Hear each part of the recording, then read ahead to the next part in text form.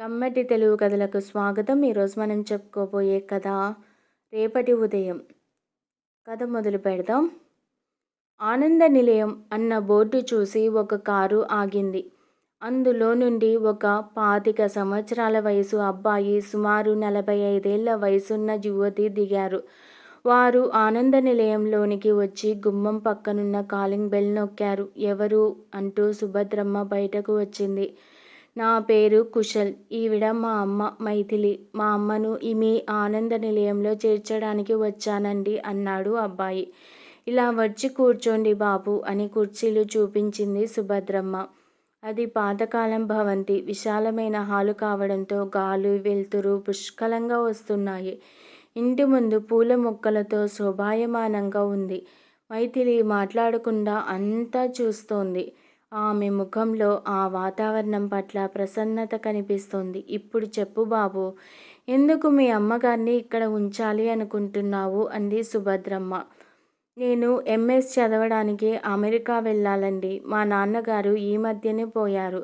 అమ్మ మానసికంగా బాగలేదు. అమ్మను ఎక్కడ ఉంచి వెళ్ళాలని ఆలోచిస్తున్నప్పుడు మీ ఆనంద నిలయం గురించి కొందరు చెప్పారు. ఇక్కడ కేవలం 10 మంది స్త్రీలు మాత్రమే ఉంటారు. ప్రేమతో కూడిన వాతావరణం ఉంటుంది. అన్ని రకాలుగా బాగుంటుందని తెలిసింది. అమ్మను ఉంచే అవకాశం ఉందేమోనని వచ్చాను మేడం అన్నాడు కుశల్. ఓ అలాగా. మామూలుగా అయితే నేను అవకాశం లేదని చెప్పేదాన్ని బాబు.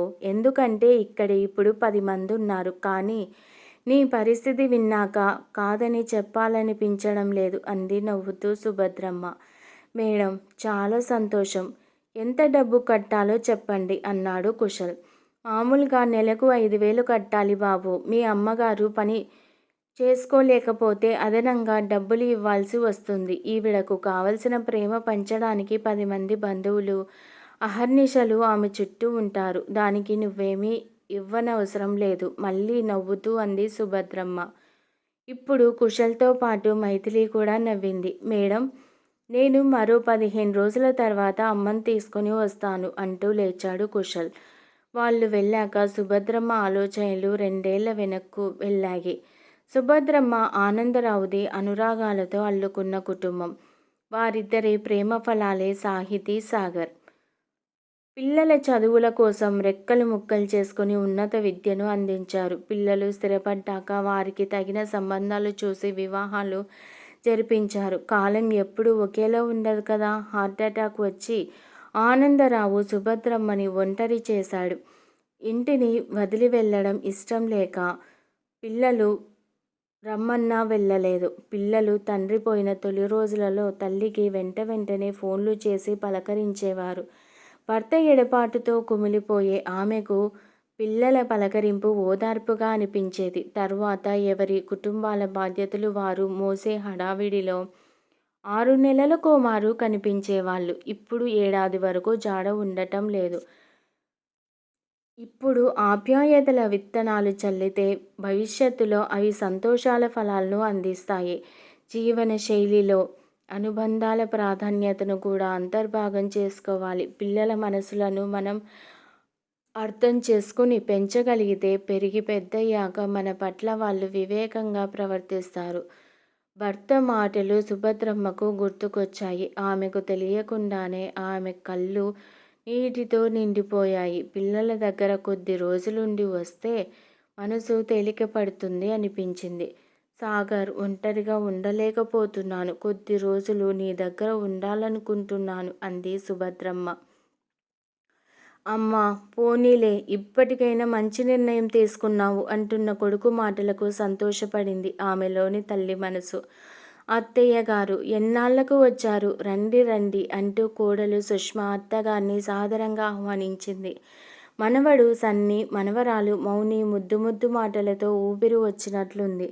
అనవసరంగా ఇంతకాలం ఒంటరిగా ఉన్నాను అంటూ తనను తాను తిట్టుకుంది సుభద్రమ్మ. ఆమెకు తెల్లవారుజామున లేవడం, కాఫీ తాగడం అలవాటు. కానీ 7 దాకా సుష్మ నిద్ర లేవడం లేదు. ఆలస్యంగా లేచి పిల్లలు లేచేదాకా వాళ్ళ వెంట పడుతుంది. వాళ్లకు క్యారేజీ తయారు చేస్తూ కాఫీ పెట్టేసరికి 7:30 అవుతుంది. పొద్దున్నే కాఫీ కోసం సుభద్రమ్మ ప్రాణం అల్లాడిపోతుంది. రోజు సాయంత్రం పిల్లలు స్కూల్ నుండి రాగానే ఫాస్ట్ ఫుడ్ సెంటర్ నుండి న్యూడిల్స్, పిజ్జా, బర్గర్ల లాంటివి తెప్పిస్తుంది సుష్మ. అత్తయ్య గారు, ఇవి బాగుంటాయి, మీరు తినండి మొదట్లో అంది సుష్మ. నాకు అలవాట్లేదు, మీరు తినండమ్మా మొహమాటంగా అంది సుభద్రమ్మ. అందరూ అవి కడుపు నిండా తిని రాత్రి 9 వరకు టీవీ, ఫోన్లు చూస్తూ కూర్చుంటున్నారు. ఎవరూ తినకుండా తను ఎలా తినడం అంటూ ఆకలితో అలాగే కూర్చుంటుంది సుభద్రమ్మ. ఆలస్యంగా తింటే అరగదని ఏదో కొంచెం తిన్నాననిపించి లేచిపోతుంది.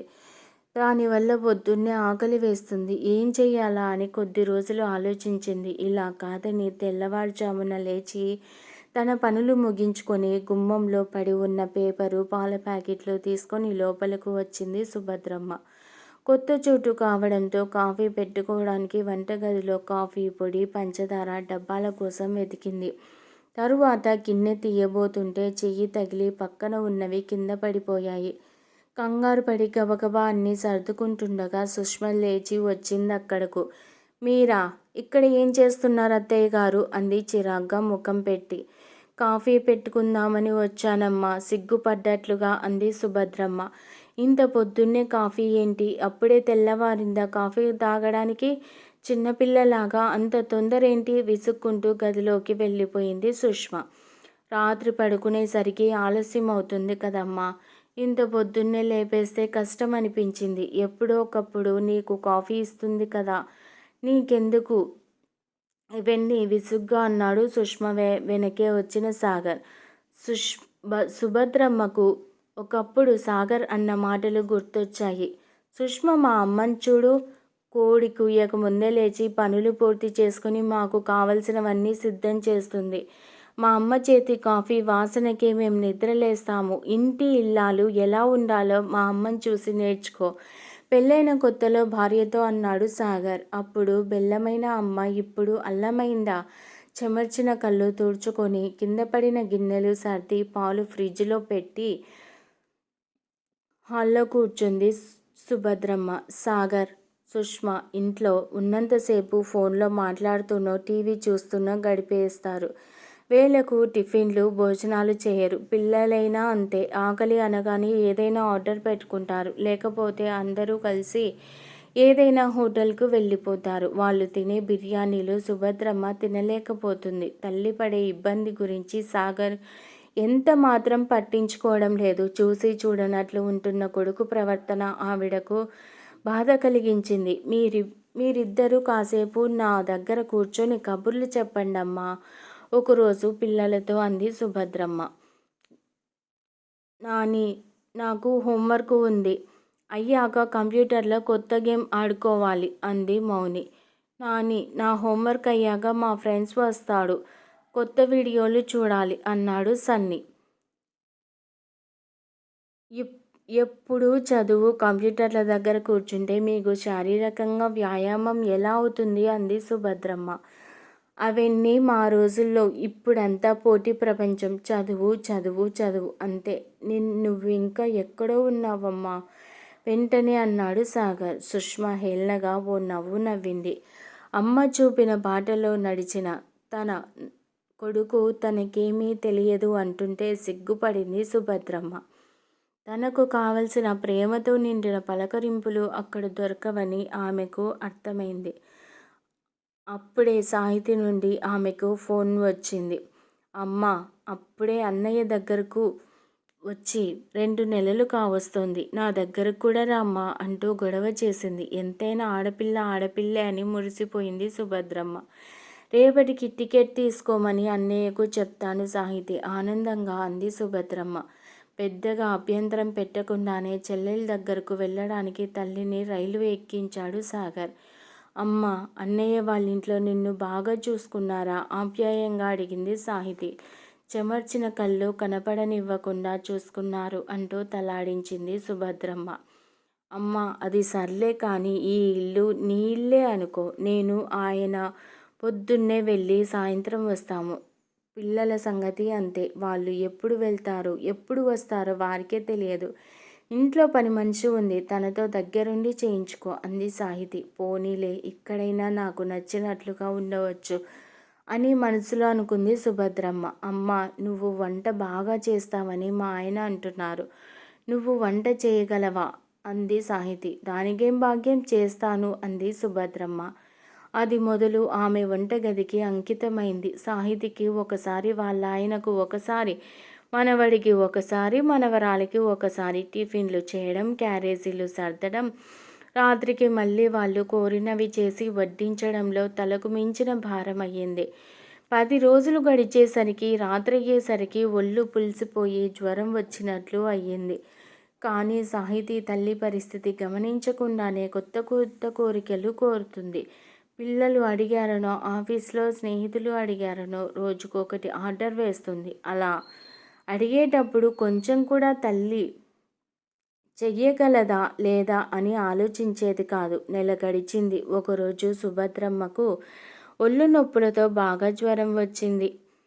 ఒక మధ్యాహ్నం ఏమీ తినకుండానే గదిలోకి వెళ్ళి దుప్పటి ముసుగు వేసుకొని పడుకుంది. సాయంత్రమైనా కళ్ళు తెరవలేదు. అమ్మ, ఏంటి పడుకున్నావు? బాగా తలనొప్పిగా ఉంది.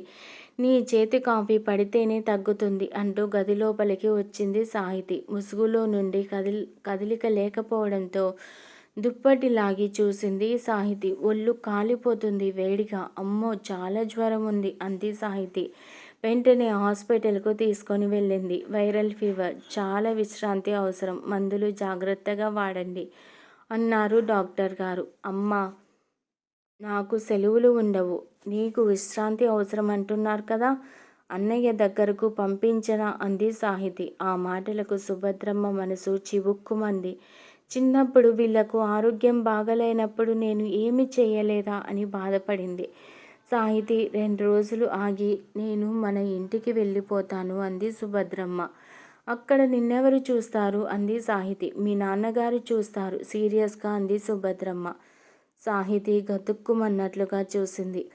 సుభద్రమ్మకు తెల్లవారి కాస్త జ్వరం తగ్గింది. ఆ సాయంత్రం అక్కడి నుండి తిరుగు ప్రయాణమైంది. సుభద్ర ఒంటరిగా. ఏం ఆలోచిస్తున్నావు? వంటయింది, అందరూ నీకోసం ఎదురు చూస్తున్నారు, భోజనం చేద్దాం పదా అంటూ లోపల నుండి ఒక ఆవిడ వచ్చిందక్కడకు. అక్క, ఈ ఆనంద నిలయం పుట్టుక గురించి ఆలోచిస్తున్నాను. నాకు మా ఆయన పెన్షన్ వస్తుంది కాబట్టి ఆర్థికంగా ఇబ్బంది లేదు. అది కూడా లేకపోతే నా పిల్లలు ఇంకెంత నిరాదరణకు గురి చేసేవారో. తల్లిదండ్రులను ప్రేమగా చూసుకునే పిల్లలు ఎంతమంది ఉన్నారో తెలియదు, కానీ పిల్లల ప్రవర్తనతో బాధపడే తల్లిదండ్రులే ఎక్కువ మంది ఉన్నారు. వారి గురించి ఆలోచించి కృంగిపోకుండా జీవితాన్ని మరో దిశగా నడిపించడమే నేటి తల్లిదండ్రులు నేర్చుకోవాలి అంది సుభద్రమ్మ. నువ్వు అలా ఆలోచించావు కాబట్టి మాకు నీడ దొరికింది అందావిడ. సుభద్రమ్మ నవ్వుతూ ఆనందరావు ఫోటో వైపు చూసింది. ఈ కథ మీకు నచ్చినట్లయితే ప్లీజ్ లైక్ చేయండి, షేర్ చేయండి, కమ్మటి తెలుగు కథల ఛానల్లో సబ్స్క్రైబ్ చేయండి. Thank you very much.